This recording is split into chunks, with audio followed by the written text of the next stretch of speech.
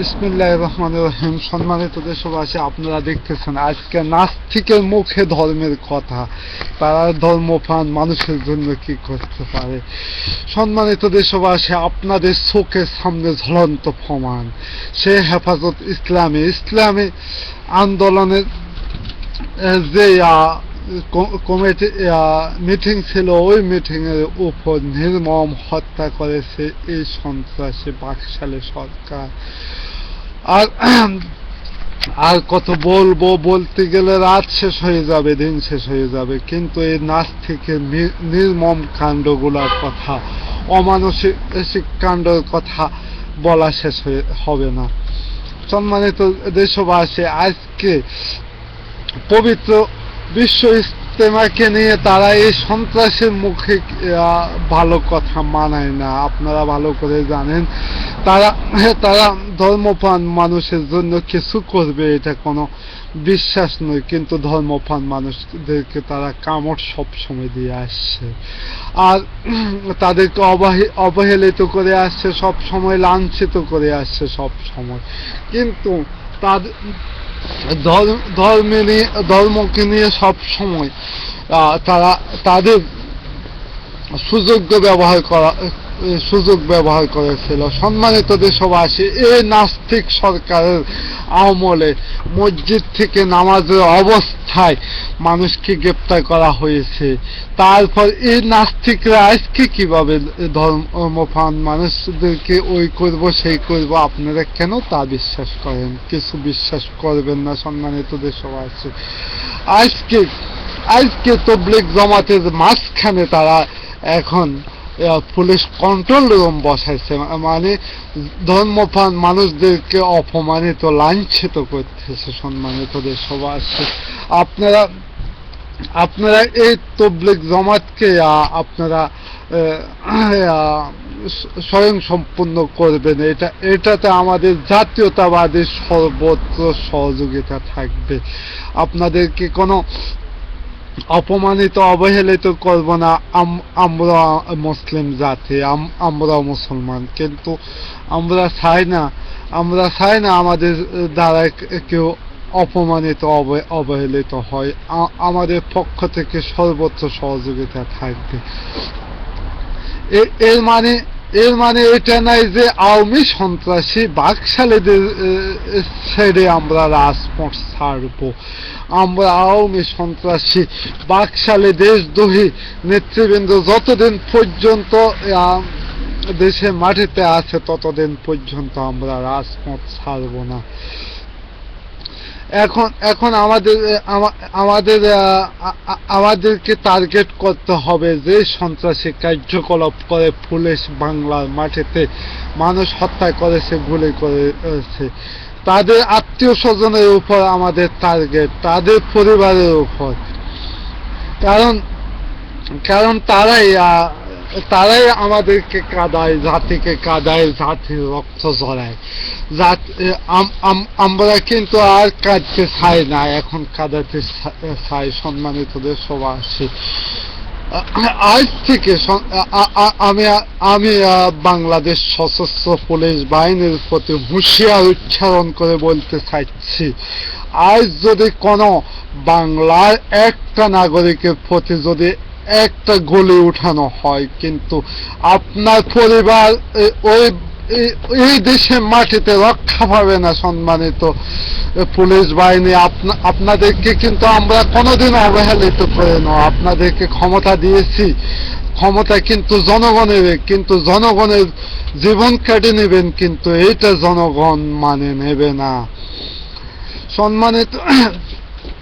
সম্মানিত দেশবাসী, আপনারা ভালো করে জানেন আমার নেতা জনাব মোহাম্মদ তারেক রহমান, রয়্যাল বেঙ্গল টাইগার, তার হুঙ্কার শুনলে বাংলার মাটিতে 24 মিনিট আওয়ামী বাকশালী সরকার টিকে থাকতে পারবে না। সেই জন্য তার সম্পূর্ণ প্রচার বাংলার মাটিতে বন্ধ করে দেওয়া হয়েছে। আর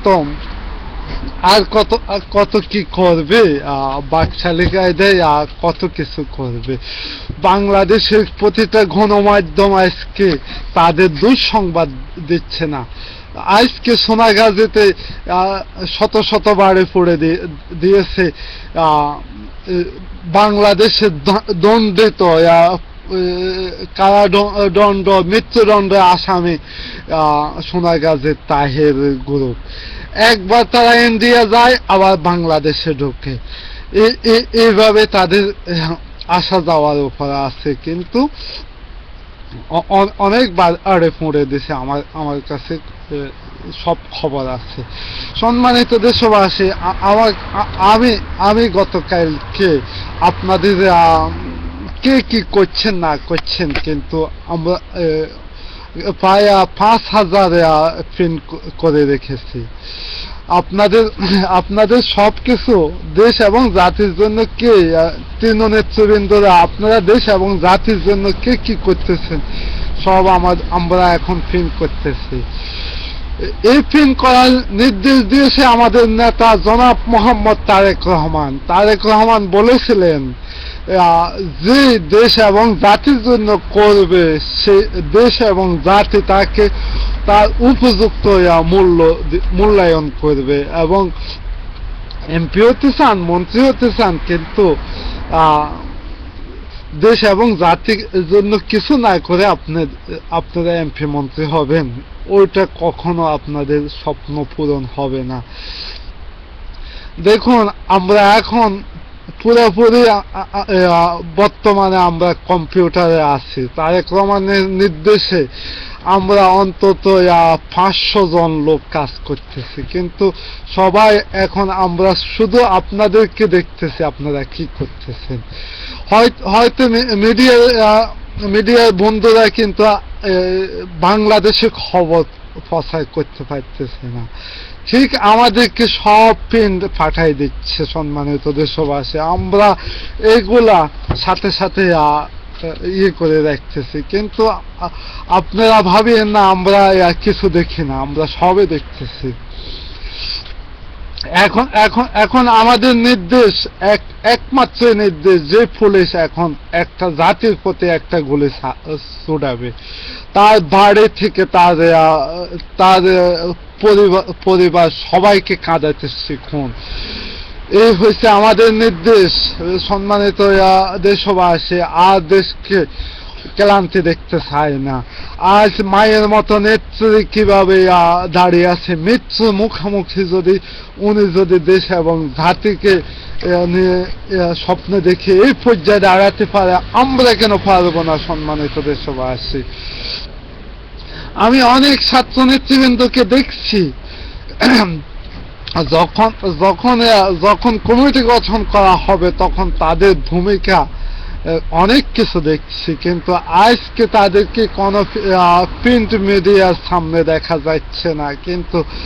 কিন্তু আপনাদের ক্ষমতা 2 দিনের জন্য ছাত্র নেতৃবৃন্দ, আপনাদের অস্তিত্ব থাকবে না।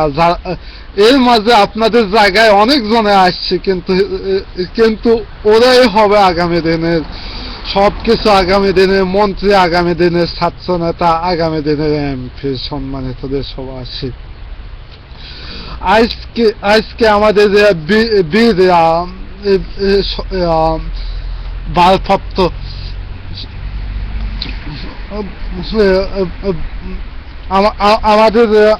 আমাদের মির্জা ফখরুল ইসলাম আলমগীর,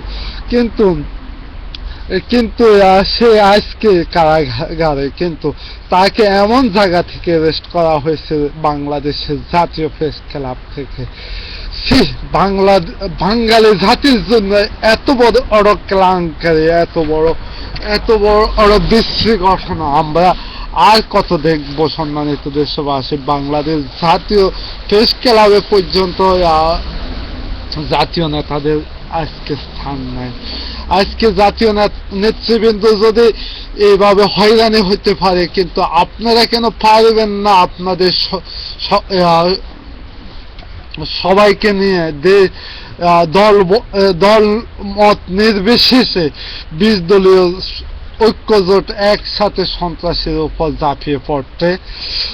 আমি আগে বলেছি, যেখানে কুকুর সেখানে সেখানে মুঘল, যেখানে আওয়ামী লীগ সেখানে জুতা। আজকে আমি আমি আমি দেখছি আমু অনেক কথা বলতেছে কুকুরের মতো, কিন্তু আমুর কি দাঁত আপনারা জুতা দিয়ে ফিরে ভাঙিয়ে দিতে পারেন না? পারবেন।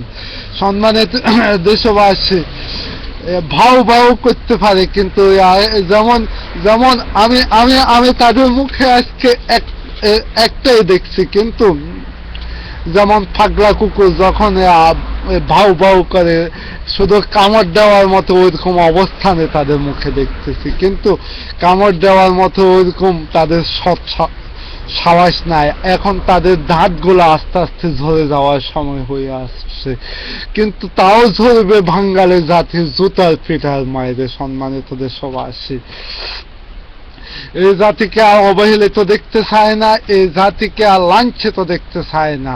ধর্মপ্রাণ মানুষকে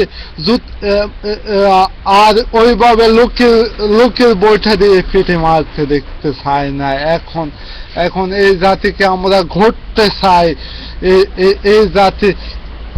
এই জাতিকে আমরা আমাদের পুরা লক্ষ্যস্থানে পৌঁছে দিতে চাই, দেশ এবং জাতিকে মুক্ত করতে চাই। এ বলে আজকের মতো বিদায় নিচ্ছে। খোদা হাফেজ। বাংলাদেশ জাতীয়তাবাদী জিন্দাবাদ, তারেক রহমান জিন্দাবাদ, খালেদা জিয়া জিন্দাবাদ। খোদা হাফেজ।